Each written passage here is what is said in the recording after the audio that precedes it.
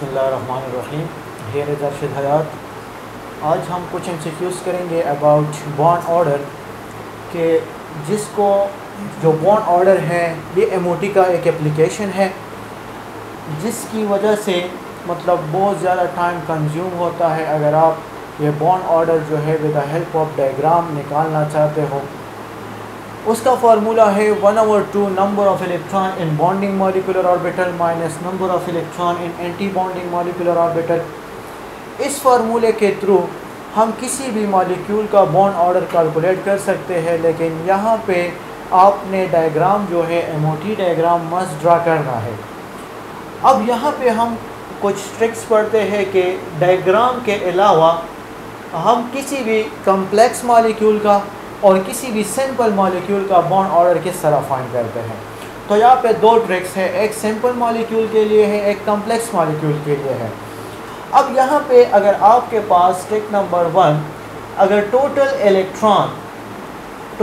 Electrons की तादाद 10, 11, 12, 13, 14, 15, 16, 17 and 18, अगर किसी भी मॉलिक्यूल में टोटल इलेक्ट्रॉन की तादाद इस तरह आ जाए 10 से लेके 18 तक, तो 14 का जो बॉन्ड ऑर्डर होगा वो 3 होगा। बॉन्ड ऑर्डर होगा 3।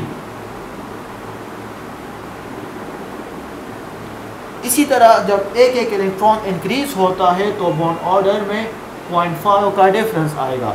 तो बॉन्ड ऑर्डर 2.5, यहाँ पे बॉन्ड ऑर्डर 2, 17 इलेक्ट्रॉन का बॉन्ड ऑर्डर 1.5 और 18 इलेक्ट्रॉन का बॉन्ड ऑर्डर जो होगा वो 1 होगा। अब इसी तरह 13 इलेक्ट्रॉन का बॉन्ड ऑर्डर 2.5, 12 का 2, 11 का 1.5 और 10 इलेक्ट्रॉन का बॉन्ड ऑर्डर जो होगा वो 1 होगा। अच्छा, यहाँ पे अगर एमसीक्यूज़ में कुछ ऑप्शन आपको गिवन हो, फॉर एग्ज़ाम्पल फर्स्ट वाला अगर हम कर लें कि कार्बन मोनोऑक्साइड इसका बॉन्ड ऑर्डर क्या है, तो बस अब आपको एमओटी डायग्राम ड्रा करने की ज़रूरत नहीं है। ये टेबल आप याद कर लें। कार्बन का एटॉमिक नंबर है 6 और ऑक्सीजन का एटॉमिक नंबर है 8। दोनों के इलेक्ट्रॉन प्लस कर लो, क्या आता है 14। तो 14 इलेक्ट्रॉन जिसमें होंगे उसका बॉन्ड ऑर्डर क्या होगा, 3 होगा। तो इसका आंसर आएगा 3। फॉर एग्जांपल सेकेंड में अगर मैं लिख दूँ NO+, सो नाइट्रोजन का एटॉमिक नंबर है 7, ऑक्सीजन का एटॉमिक नंबर है 8। +1 का मतलब ये है कि इससे एक इलेक्ट्रॉन रिमूव हुआ है, सो वही इलेक्ट्रॉन फिर आखिर में हम माइनस करेंगे। सो यहाँ पे आएगा 14 आंसर। सो 14 का बॉन्ड ऑर्डर क्या होता है, वो 3 होता है। सो इसका भी बॉन्ड ऑर्डर क्या होगा, वो 3 होगा। फॉर एग्जांपल अगर मैं O2+1 ले लूँ, सो एक ऑक्सीजन का एटॉमिक नंबर है 8, सो 2 का एटॉमिक नंबर हो जाएगा 16, +1 का मतलब है एक इलेक्ट्रॉन आप रिमूव कर लो, टोटल इलेक्ट्रॉन आ जाएंगे 15।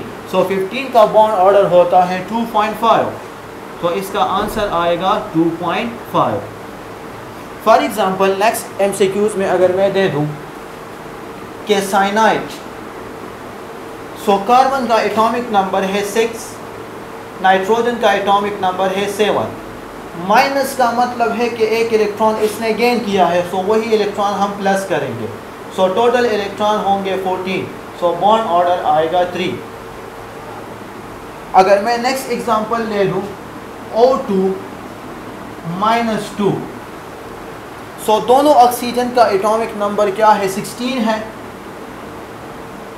-2 का मतलब है 2 इलेक्ट्रॉन अब यहाँ पे ऐड हुए हैं, सो +2 टोटल इलेक्ट्रॉन होंगे 18। तो 18 का बॉन्ड ऑर्डर क्या आता है, 1 आता है। सो इसका बॉन्ड ऑर्डर आएगा 1। तो ये कुछ ट्रिक्स है कि जिससे आप कोई भी अगर एक सिंपल मॉलिक्यूल होगा जिसमें इलेक्ट्रॉन की तादाद 10 से लेके 18 तक हो, तो उसका आप bond order without diagram MOT diagram calculate कर सकते हो। अच्छा, अब अगर हमारे पास एक कम्प्लेक्स मॉलिक्यूल हो जिसमें इलेक्ट्रॉन की तादाद ज़्यादा हो, तो उसके लिए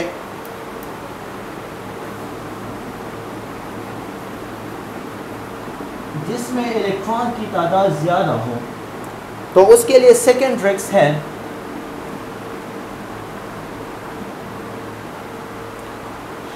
bond order is equal to number of bonds divided by number of resonating structure. Number of bond divided by number of resonating structure. और resonating structure का मतलब ये होगा कि number of surrounded atom, number of surrounded atom के central atom के साथ जितने एटम अटैच होते हैं उतने ही उसके रेजोनेटिंग स्ट्रक्चर पॉसिबल होंगे। फॉर एग्जांपल अगर फर्स्ट एमसीक्यूज में आ जाए कार्बोनेट, इसका बॉन्ड ऑर्डर क्या है? सबसे पहले आप इसका स्ट्रक्चर ड्रा करें। स्ट्रक्चर इसका यही होगा। अच्छा, यहाँ पे फार्मूला है नंबर ऑफ बॉन्ड्स, तो अगर आप मैं इसमें टोटल बॉन्ड देखूँ तो टोटल बॉन्ड इसमें कितने हैं? 4 है। टोटल बॉन्ड्स 4 है। Number of resonating structure, carbon जो है वो सेंट्रल एटम है, सेंट्रल एटम के साथ 3 ऑक्सीजन अटैच है, इसका मतलब है इसके 3 रेजोनेटिंग स्ट्रक्चर पॉसिबल है। डिवाइडेड बाय 3, इससे आंसर आएगा 1.3 समथिंग। ये इसका बॉन्ड ऑर्डर होगा। अगर सेकेंड एमसीक्यूज में दे दूं सल्फेट, सल्फेट का बॉन्ड ऑर्डर क्या है? इसका जो स्ट्रक्चर है, total bonds, number of bonds कितने हैं? टोटल 6 बॉन्ड है, 6। रेजोनेटिंग स्ट्रक्चर कितने होंगे? सल्फर के साथ 4 ऑक्सीजन अटैच है, 4 रेजोनेटिंग स्ट्रक्चर होंगे 4। आंसर आएगा 1.5। This is the bond order. अगर नेक्स्ट एग्जांपल में दे दूं, थर्ड वन, परक्लोरेट। परक्लोरेट का जो स्ट्रक्चर है, इसमें जो टोटल बॉन्ड्स हैं वो है 7। रेजोनेटिंग स्ट्रक्चर कितने हैं? 4, बिकॉज 4 ऑक्सीजन अटैच है, 4। आंसर आएगा 1.75। This is the bond order of perchlorate. अच्छा, यहाँ पे ये एक कॉम्प्लेक्स मॉलिक्यूल के लिए है जिसमें इलेक्ट्रॉन की तादाद ज़्यादा होती है। अब यहाँ पे अगर मैं देखूँ ना, 1.5 बॉन्ड ऑर्डर है। अगर किसी भी कॉम्प्लेक्स मॉलिक्यूल का 1.5 बॉन्ड ऑर्डर होगा तो इसका मतलब है कि इसमें number of double bond is equal to number of single bond. अगर सल्फेट का फॉर्मूला देखें तो इसमें 2 डबल बॉन्ड है और 2 सिंगल बॉन्ड है, जिसका बॉन्ड ऑर्डर 1.5 होगा। अब यहाँ पे 1.3 आ गया, तो 1.3 जो है वो 1 के करीब है, तो इसका मतलब है इस स्ट्रक्चर में जो सिंगल बॉन्ड की तादाद होगी वो डबल बॉन्ड से ज़्यादा होगी। तो अगर मैं कार्बोनेट देखूँ तो सिंगल बॉन्ड 2 है और डबल बॉन्ड जो है वो 1 है।